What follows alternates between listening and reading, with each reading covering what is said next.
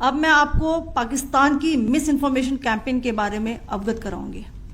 पहला, पाकिस्तान ने यह क्लेम किया कि उसने अपने JF-17 से हमारे S-400 व ब्रह्मोस मिसाइल बेस को नुकसान पहुंचाया, जो कि बिल्कुल गलत है। दूसरा, उसका यह भी मिस इन्फॉर्मेशन कैंपेन था कि हमारी एयरफील्ड्स जो कि सिरसा, जम्मू, पठानकोट, बठिंडा, नलिया और भुज में है, ये उसका मिस इन्फॉर्मेशन भी बहुत गलत है।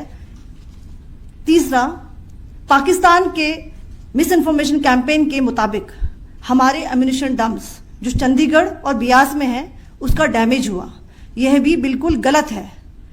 हमने आपको मॉर्निंग ब्रीफिंग में बताया था विद फैक्ट्स एंड फिगर के साथ कि ये सारी चीजें बिल्कुल सही सलामत हैं।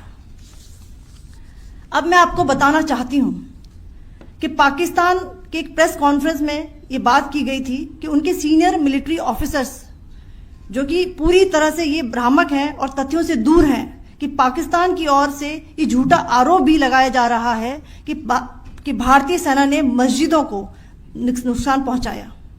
मैं इससे बिल्कुल स्पष्ट करना चाहती हूं कि India is a secular nation और हमारी सेना भारत के कॉन्स्टिट्यूशनल वैल्यूज की एक बहुत प्यारी झलक है। इंडियन आर्म्ड फोर्सेस ने पाकिस्तान को बहुत भारी नुकसान पहुंचाया, उनके मिलिट्री इंफ्रास्ट्रक्चर्स को, चाहे वो लैंड एसेट्स हो या फिर उनके एयर एसेट्स। यही नहीं, इंडियन आर्म्ड फोर्सेस ने पाकिस्तान की एयरफील्ड्स स्कर्दू, जकोबाबाद, सरगोदा और बुलारी को बहुत नुकसान पहुंचाया।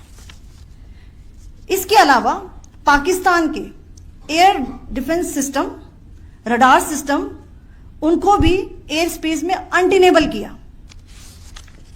यह भी बताना चाहती हूं कि लाइन ऑफ कंट्रोल के पास पाकिस्तान के command and control logistic installations और उनके मिलिट्री इंफ्रास्ट्रक्चर्स, मिलिट्री पर्सनल्स का इतना भारी नुकसान हुआ कि पाकिस्तान की ऑफेंसिव व डिफेंसिव कैपेबिलिटी को नष्ट कर दिया गया।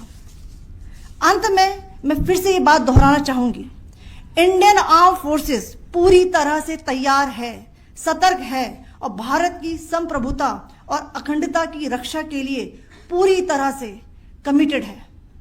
धन्यवाद। जय हिंद।